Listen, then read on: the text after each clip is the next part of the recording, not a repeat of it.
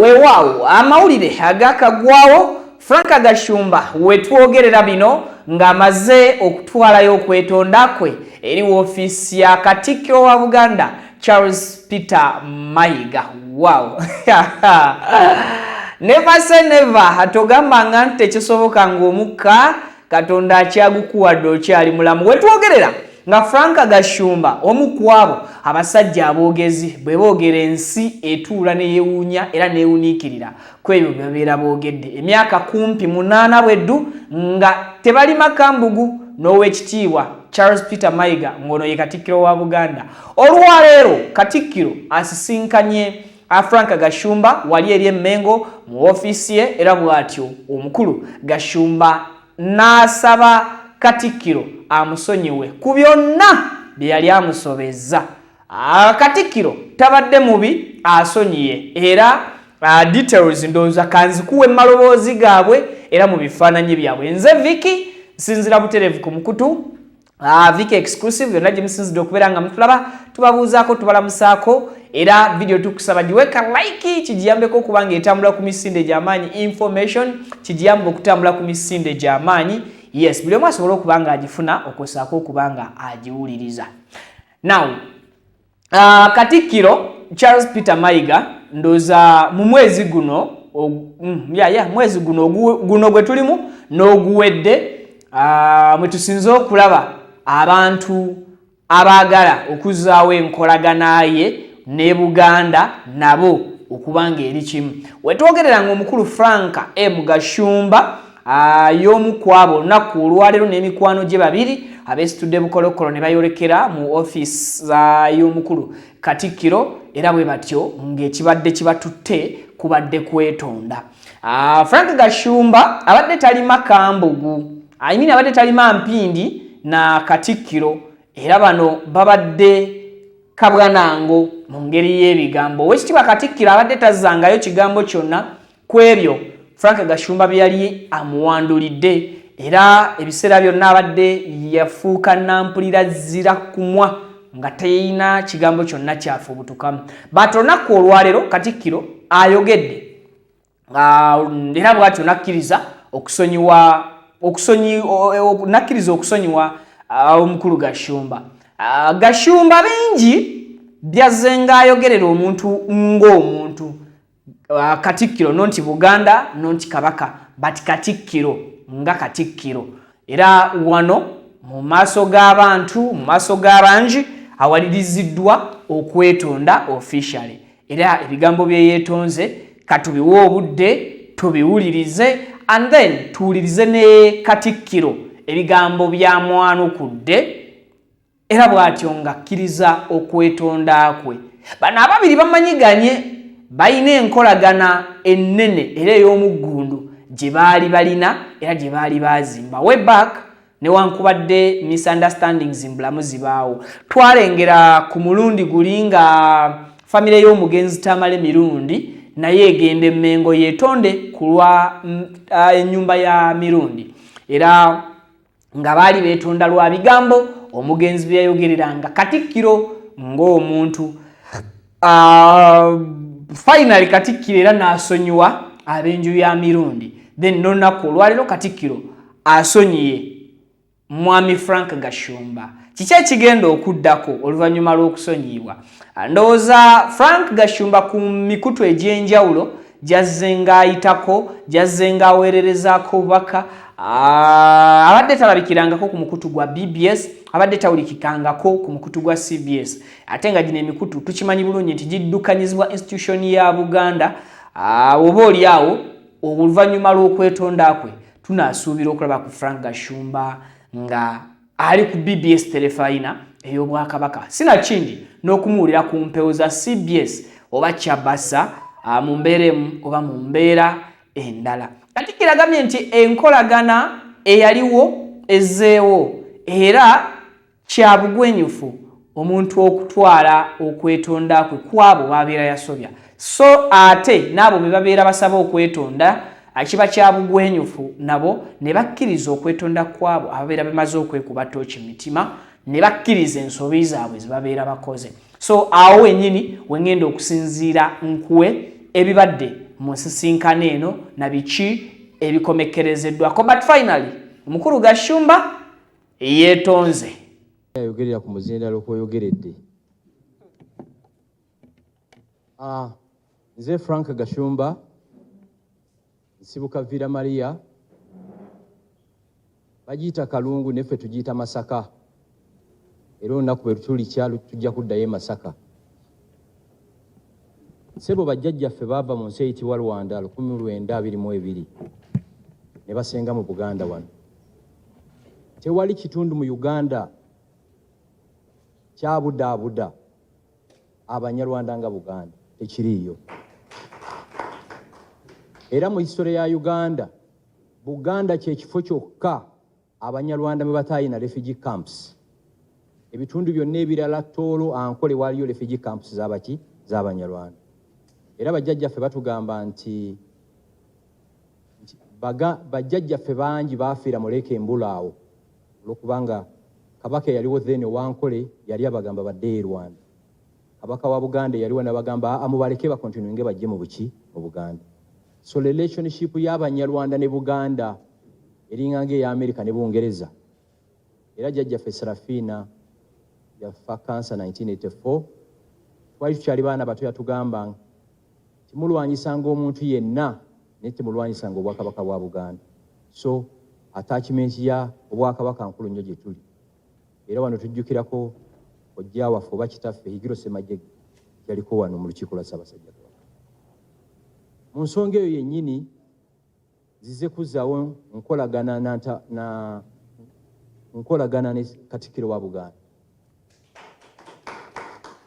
Era ebyo mbimusabye mu woofiisi ye kubanga namumanya bbanga ddene nga ayina lofaamu gye bayita Buule and Mayiga. Yes, ekyaliwo. Okay. Ne mumanya nga ate minisita wa Ssaabasajja Kabaka, minisita wa information. Programu yo gye wakola nga bayabanga olwakutaano nga nze ne maama wange tugiwuliriza nnyo. So obumulumulu bwe bubeerawo situba na mirembe. Obumulumulu bwe bwaliwo mukwano gwange Bishop gwensinga okwagala mu Uganda ayitibwa Silvers Jumba yaŋŋamba oli mu Katoliki ate oli w'e Buddu, buno obugulumbu situkola ki situbwetaaga. Ne bambi n'omugenzi Kizito Lwanga ne Judy Mbabaali yali gavana w'e Masaka, y'ensonga ekoze eki endeese wano.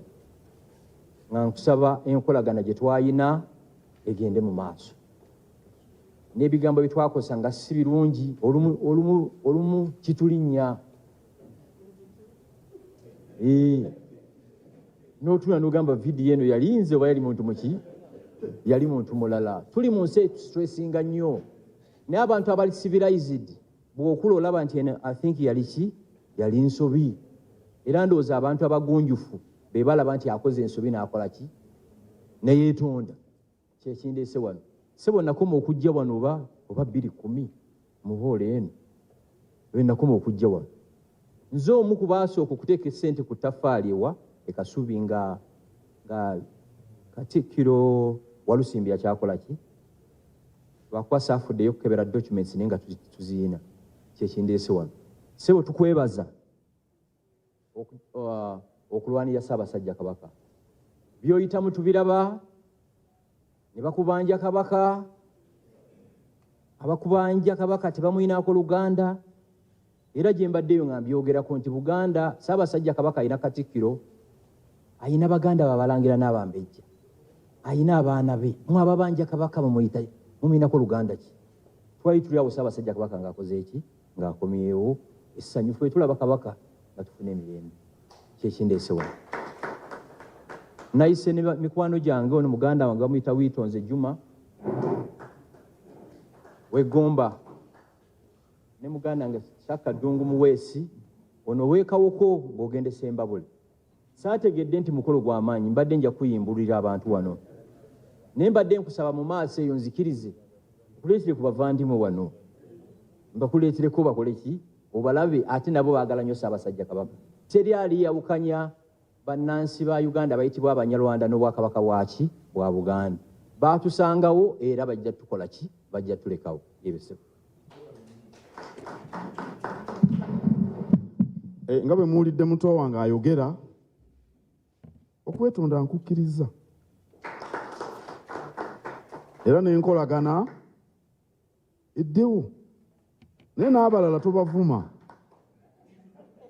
tobavuma yogera bwogezi wa bwino yeetaagisa bw'ojjayo bwino akweyimirira oli yambuuza olumu ekyamazima yali ambuuza ku ggwe n'ettamala emirundi nti naye lwaki tobaanukula ne mbagamba nti kubanga byenkola tebiriimu mavuunya bijja kunneeyimirira Katonda mwebaza nti kituukiridde olwaleero gwe nojja ne weeyogerera ensonga eno era ndowooza nti okukkaatiriza kabaka kye yatugamba okwetonda kya buntu bulamu n'olwekyo twagala tubeere bantu balamu tuzimbe eggwanga eryeyagaza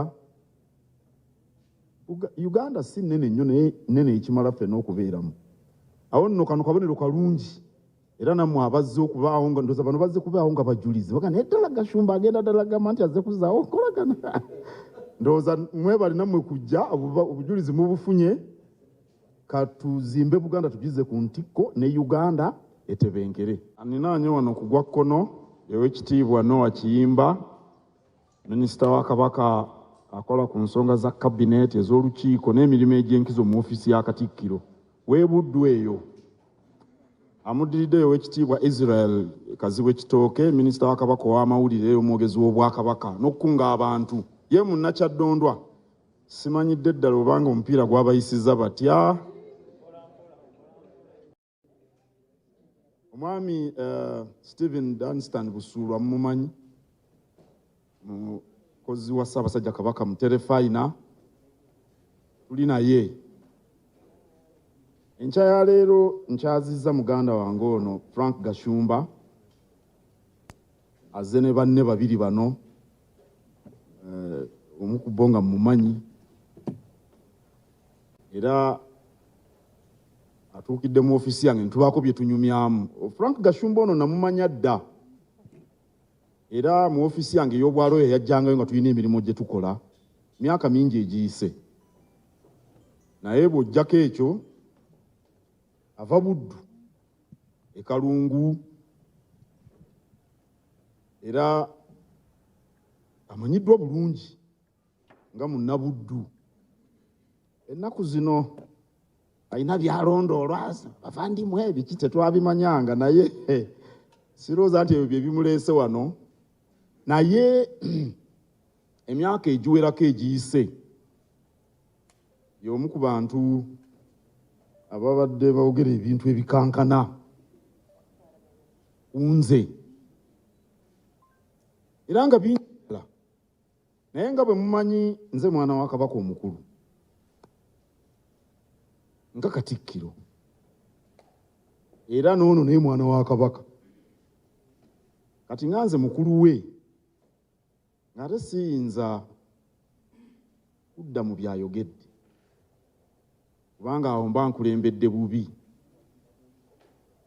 era mumanyi bulungi nti omukulu mwana omuto bw'aba amukuba ebikonde oluusi amukwata bukwasi mikono tamuddiza naye mba ndi awo ne nfuna amawulire nti ayagala kujja kundaba ekigambo oli gwe yatuma kye yakozesa nti njagala kutabagana ekigambo kye yakozesa era nampandikira n'ebbaluwa okukakasa ekyo Frank Gashumba ono omusajja mukatoliki era paapa ayitibwa John Paul owokubiri bulungi omusajja yagenda n'amukuba ekyasi mu lubuto Katonda amutte naye omusajja ne bamukwata ne bamusiba myaka mingi twakeera ku makya ne twewuunya ku mawulire agensi yonna tulaba paapa alina omusajja yali agala okumutta ne ŋŋamba nti ate nze gwe bataakuba ssasi gwe baayogerera obwogerezi oli bw'aba ayagala okujja tunywe ffenna olwendo lw'amazzi lwaki tetulunywa ne mugamba jangu era nsanyuse nnyo okukulaba wano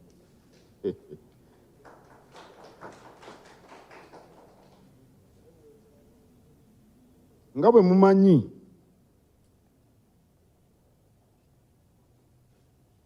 mu nsi buli omu ku ffe aluubirira okubeera omuwanguzi. Era abantu bakola ebintu bingi bye balowooza ebinaabatuusa ku buwanguzi. Abamu baba baagala nsimbi, abamu baba baagala kitiibwa, kumanyika. N'obuwanguzi bujjira mu mbeera za njawulo. Buli ayinza okufuna obuwanguzi oba mu mizannyo oba mu kuyimba. Naye obuwanguzi bwonna obwo buseebengerera. Ekiseera kituuka ne buggwawo, n'ensimbi abantu zitera ne zibaggwako. Oluusi oba n'ettutumu nalyo ne liggwawo.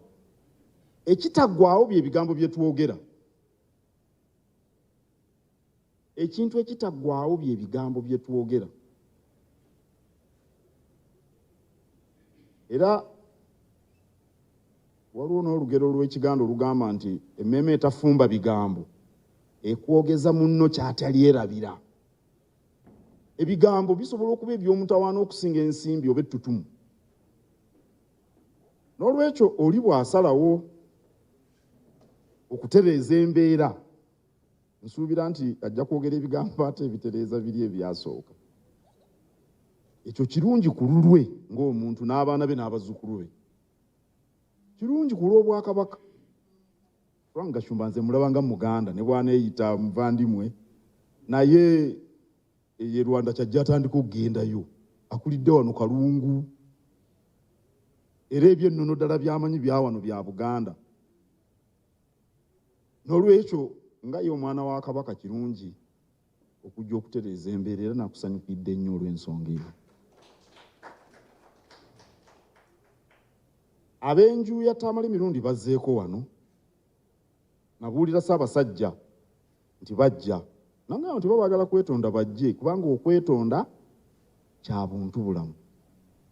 Awo nno ensi ejja kukulaba ndowooza mu bbala eddala eryobadde tekulabiramu bulijjo. Tusanyusa okukulaba era ndowooza muzindaalo guno nguwe gwe wennyini.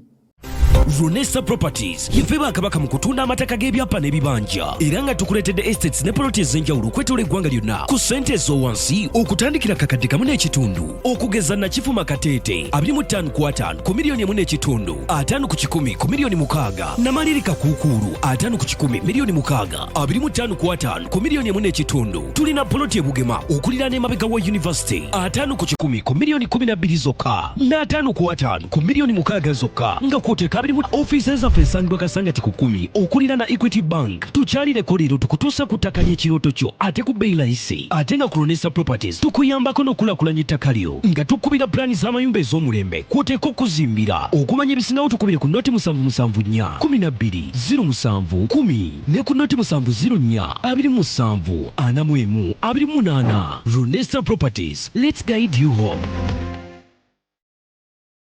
أعوذ بالله من الشيطان الرجيم بسم الله الرحمن الرحيم الحمد لله رب العالمين. Ze ajimiti omusomi w'ekitabo era omusomi w'edduwa nkozesa kyoto kino ekyoto kino kiba kitagombolola lwaleero ku kyoto kuno kunyambira abantu bange buli muntu yenna alina ekizibu kye ojja ku kyoto kino n'osula akabaani nenkusabira buli alina ekizibu naddala mu abali e Bulaaya nompereza amannya naye nga sula mu kyoto kino nenkusembera edduwa nenkujjako ebizibu n'ebiba bikusumbuye amabanja ge bakubanjiza gonna gwe yalema okufuna okuweebwa ajimiti bompereza ebiwandiiko byonna bye bompereza ng'oli e Bulaaya mbikwata nembizinga ne mwandika kapapula nembisula mu nnyanja nensaba Allah gwensinza asumulule ebyo bye babikulemeredde awa visa agifuna alemedde ofuna omusajja omulungi amufuna nsange ba ku namba 0752 87 15 15